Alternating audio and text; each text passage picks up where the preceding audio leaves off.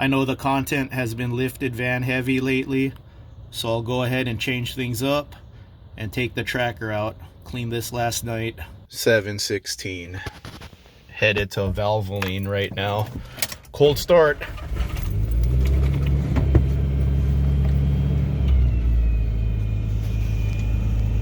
$104,627 miles.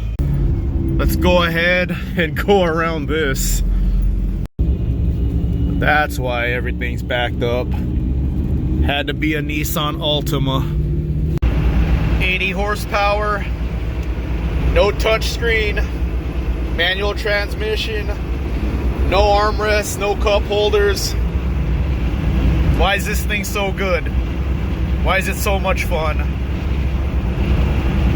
All kinds of wind noise. My time is valuable, and this is why I take it to Valvoline. The skid plate. Just don't feel like taking that off. And this thing will probably outlive all my vehicles. So cleaned this up last night. Looking good for a 32-year-old vehicle. So I've been doing a lot of lifted van content lately, and doing lifted van content, I talk about life a lot. I'm actually thinking about quitting my job April or May 2026 just to enjoy life a little more. I've towed this thing twice with my van, and both times it has been street missions.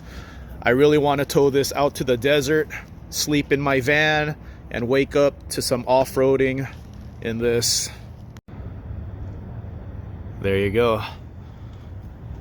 Geo Tracker, Suzuki Sidekick tin top in 2025, about to be 2026.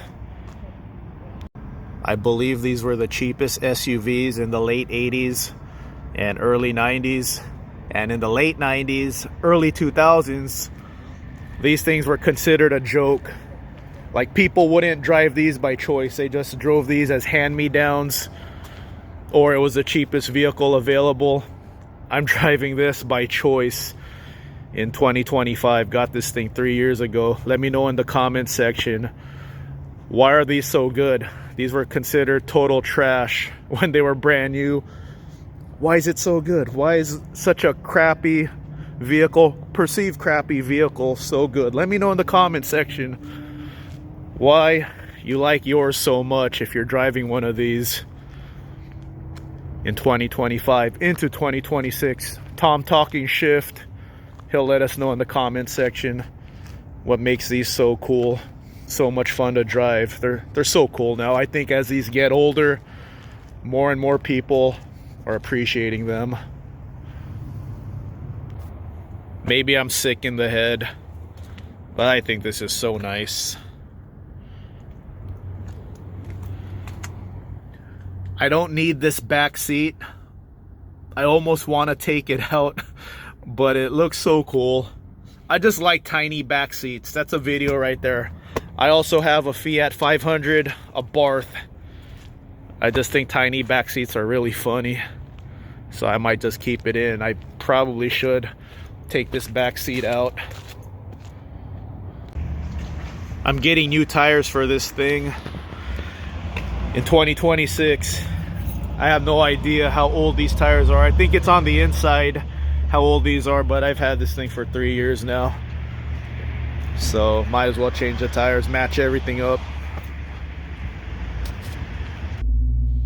My clock is 5 minutes ahead, so it is 7:28 right now.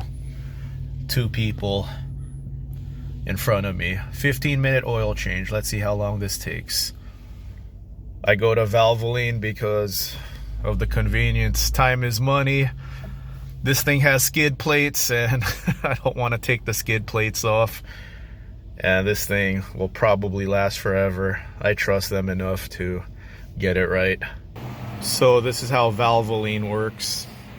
You just hang out in your car. I'm gonna go ahead and watch my buddy Tom Talking Shift.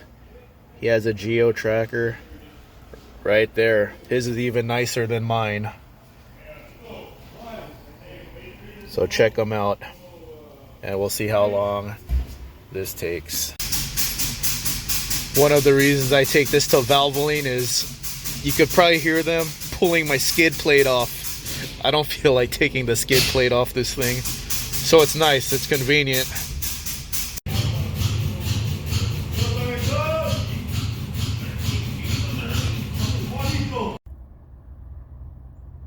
About 40 minutes. Semi-synthetic, high mileage oil, $75. And there's a reminder right there. I'm about a block away from the Valvoline. I like to stop. I just like to make sure it's not leaking oil, and I double check the oil so everything's good. I think I put like 4,000 miles on this thing last year, so I don't drive it too much.